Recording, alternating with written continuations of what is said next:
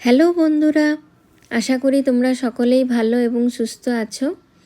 আজকে তোমাদের সাথে শেয়ার করে নেব পনির ফিঙ্গার। বাড়িতে হঠাৎ করে গেস্ট চলে এলে বা বিকেলে স্ন্যাক্সে বানিয়ে নিতে পারো এই রেসিপিটি।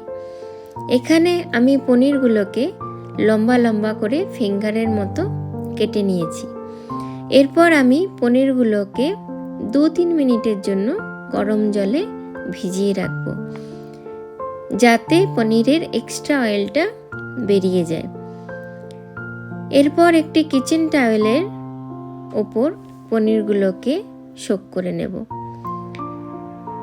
এরপর 1/2 টিস্পুন নুন, ক্রাশড গোলমরিচ, 2 চামচ আদা রসুন বাটা আর কাসুন্দি পেস্ট দিয়ে ম্যারিনেট করে নেব।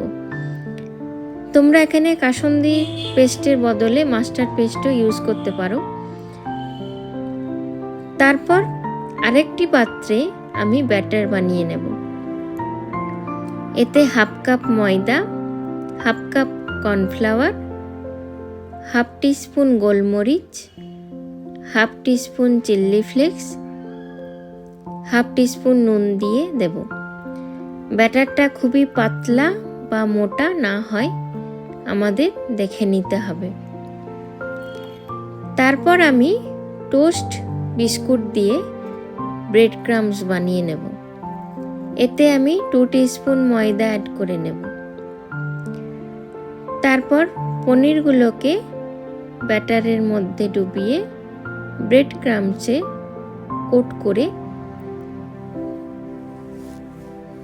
করে নেব। তারপর কড়াইতে পরিমাণ মতো তেল দিয়ে পনির ফিঙ্গারগুলোকে একটি করে ছেড়ে দেব। পনিরগুলোকে মিডিয়াম ফ্লেমে গোল্ডেন ব্রাউন করে ভেজে নেব। রেসিপিটি ট্রাই করবার অনুরোধ রইল।